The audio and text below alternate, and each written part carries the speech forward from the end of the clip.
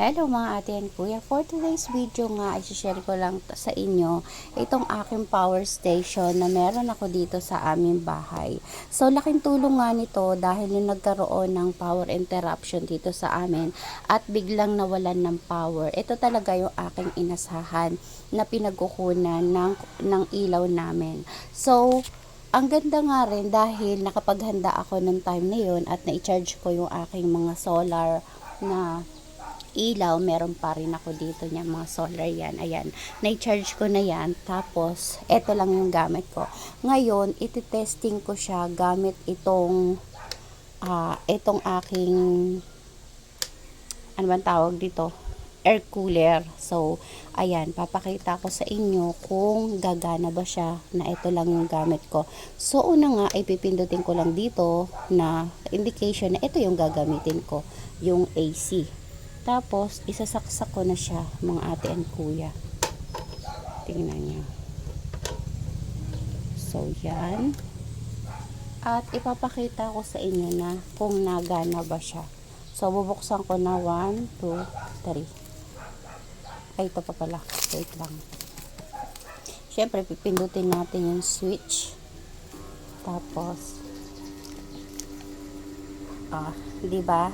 So, ito lang yung gamit ko. So, tingnan nyo.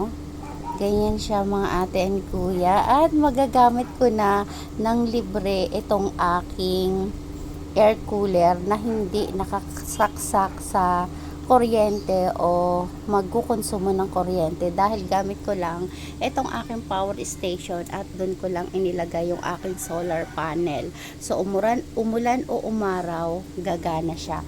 O, diba ang galing? Nakakatuwa lang. Kasi nung una, natatakot pa akong gamitin siya dito kasi baka hindi gumana.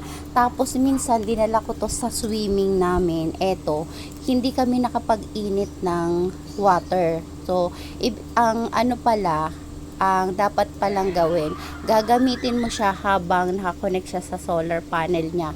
Kapag ganito lang ang gagamitin mo, parang power bank lang siya, pang cellphone lang sa pang charge. Pero kapag ganito at magpapainit ako ng tubig, siguro gagana siya kasi tingnan mo naman tong aking air cooler na pagana siya. Tingnan mo, diba? So, papatayin ko siya. Diyan lang yung nakasaksak. Ito lang yung saksakan niya. Diyan nakasaksak, diba? So, ang galing. Ang galing niya. So, alam niyo na. Kung gusto niyo rin nito, lalagay ko link sa comment section nitong aking power station.